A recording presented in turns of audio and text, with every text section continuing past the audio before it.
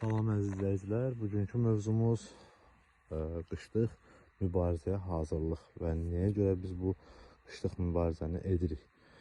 Yenə bir KCB yönümlü bir bağdayıq, yəni deyə bilərəm. Amma fərqli bir budama stili istifadə olunub və bildiyimiz KCB-dən tamamilə bir qədər də fərqlənir. Məsələn, nədən ibarətdir? Üst hissələrin vurulmağında fərqdən gedir burada artıq.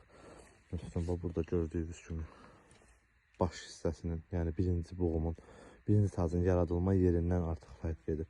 Və burada məhsul budaqları daha da sıx, intensiv inkişaf edir və yuxarıya doğru. Bu bizim üçün problemdir. Əsas məsələmizə gəldikdə isə adi bir hal.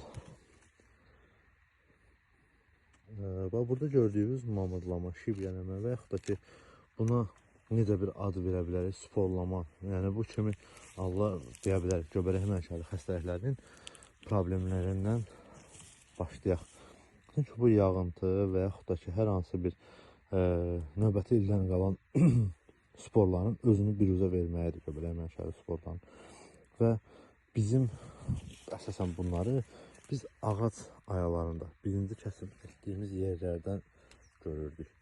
Və bu kəsim elədiyimiz yerləri biz ağartdıqda və yaxud da digər bir şeylər elədikdə bu hissələri artıq üstlərindən getməklə biz bunu konkret olaraq bloklayırdıq.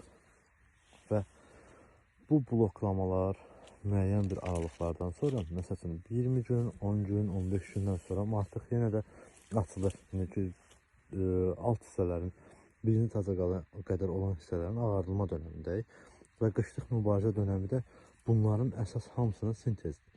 Çünki çanaqlı yastıca, yəni imdakapit, yaycı yapışdırıcı bunu işlədiriksə, qışlıq yağ işlədiriksə, burada əsasən stuvol qurdu, yəni havasızlıq şəraiti yaratmaq məqsədindən orada var və çanaqlı yastıca var, bunun havasızlıq şəraiti yaratmaq və sistemin təsirli olan zəhərlərdən istifadə edərək məhv eləməyimiz var və bundan da başqa bordo məhlulunu istifadə eləməyimiz bu gördüyümüz sporların, bu gördüyümüz göbələk mənşəli problemlərin hamısının qarşısını almaq məqsədinədir.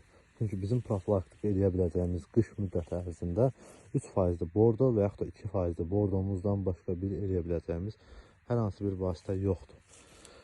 Diqqətinizə görə təşəkkürlər. Əgər bir tövsiyəniz, təklifiniz olarsa, qeyd etdiyimiz nömrələrdə də artıq yaza bilərsiniz. Təşəkkürlər. Çox sağ olun.